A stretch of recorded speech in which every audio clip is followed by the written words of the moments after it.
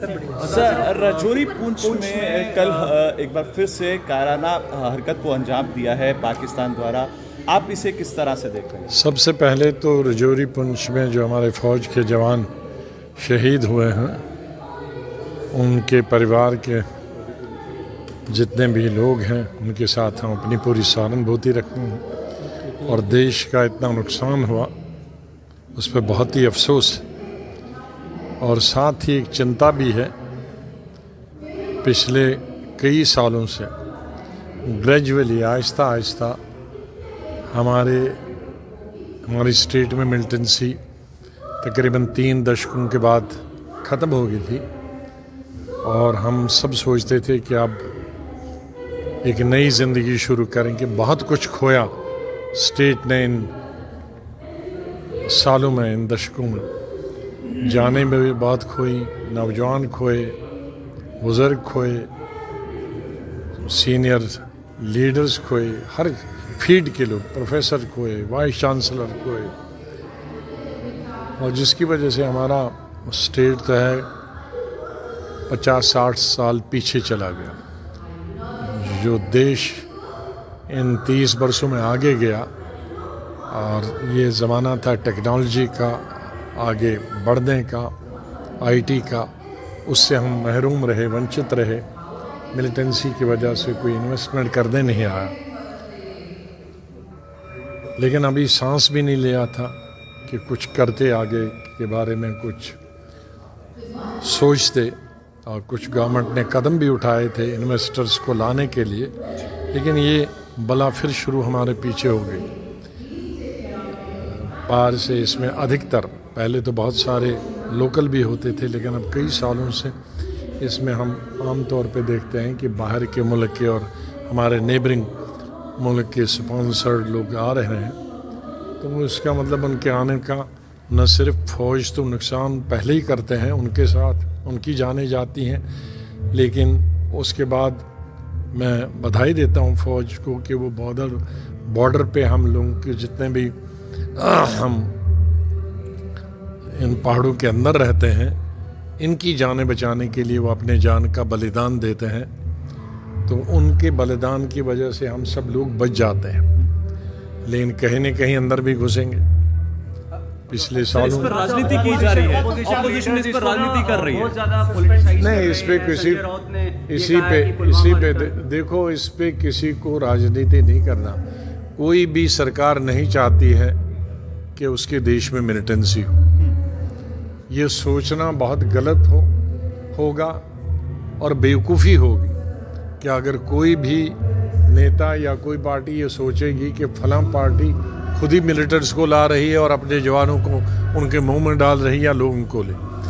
हर सरकार की ये कोशिश रहती है कि उसको क्रेडिट मिले, उस सरकार को क्रेडिट मिले अच्छा करने के लिए किसी भी चीज़ में। और सिक्योरिटी सबसे पहले उसी को प्राथमिकता मिलती है कि भाई सिक्योरिटी देश की होगी तो देश सुरक्षित रहेगा, तो तब विकास होगा, तब डेवलपमेंट होगी।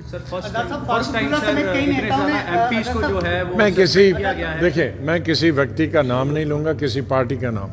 मेरा अनुरोध यही होगा कि अब बाहर के तो लोग क्या कहेंगे, उनको तो तकलीफ़ नहीं होती। मरते तो यहाँ के लोग हैं, हमारे भाई बंधु मरते हैं, हमारे दोस्त यार मरते हैं, हमारे जवान मरते हैं, पुलिस से लेकर पैरामिलिट्री फोर्सेस से लेकर आर्मी तक।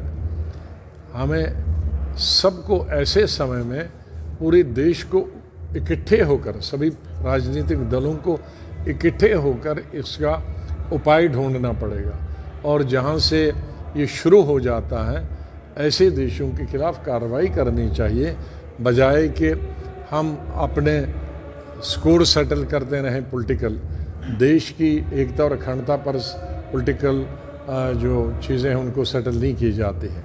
वो अपने मैदान में अपनी नीतियों से, अपने कार्यक्रमों से पॉलिटिकल पार्टी जीतें हारें, उनका काम है। लेकिन देश फारूक अब्दुल्ला समेत कई नेताओं ने कल से दिल्ली में 370 पर रिव्यू पिटीशन के लिए बैठकें शुरू कर दी हैं। आपका क्या पक्ष है? मैं उस पर मुझे न देखा मैंने और न देखा। से जो MP सस्पेंड किए गए हैं, किस तरह से देखें, और ऑल इंडिया अलायंस जो है वो प्रोटेस्ट कर रहा है? देखिए, जहाँ तक सदन का काम होता है उसमें सरकार और विपक्ष की बराबर जिम्मेदारी होती है सदन को चलाना। सर 370 के कोई भी अब 370 पे बहुत बोल चुके हैं, सरकार का दावा हमारे पूरा 5 साल से बोलते आए हैं, आज दूसरी बातें उठाओ ना। तो सवाल यह है कि अगर कानून कोई बनता है और उस कानून के खिलाफ है, मैं भी एज लीडर अपोजिशन साथ रहा, उसका हमने सदन में बैठ के 2-2 घंटे का विरोध किया और कई बार कानून हमने हरा दिए।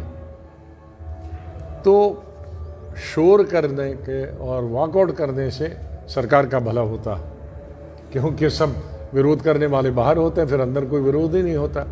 मेरे वक्त में भी मैं राज्यसभा विरोध भंग नहीं होने देता था, इसलिए हमने कई जो कानून हैं जो हमें पसंद नहीं आते थे, हमारी पॉलिसी के खिलाफ थे, उनको हमने नल एंड वाइड किया। लेकिन लोकसभा में ज़्यादा वो बाहर पे ही नज़र रखती थी, वो बोल भी नहीं पाए, उनका रिकॉर्ड विरोध रिकॉर्ड भी ये उनका विरोध भी रिकॉर्ड में नहीं आया है। तो ये तो इससे सरकार को फ़ायदा होता, नुकसान नहीं होता। बहस से भाग रहे हैं अपोजिशन बहस से भाग रहे हैं, कोई भी बात से जो भी। मैं बहस से नहीं भाग रहा हूँ, that is not a good strategy parliament. मुझे तो कम से कम, मैंने सब पार्टीज़ के सीनियर लीडर, चाहे वो CPM के हों, BJP हों, कम्युनिस्ट पार्टी हों, निर्दलीय, उनके बड़े बड़े सीनियर लीडर, जब हम पार्लियामेंट में 31 साल की उम्र में, वो 70 साल के थे, बड़े विद्वान थे उनसे, और वो सब पॉलिटिकल पार्टीज़ के लीडर वॉकआउट करने में और हंगामे के खिलाफ 370 के बाद जो सरकार का दावा था, लेकिन जो अब रजौरी में कांड हुआ है, आपको लगता है उसके बाद विधानसभा चुनाव जो है वो मुकम्मल हो पाएंगे?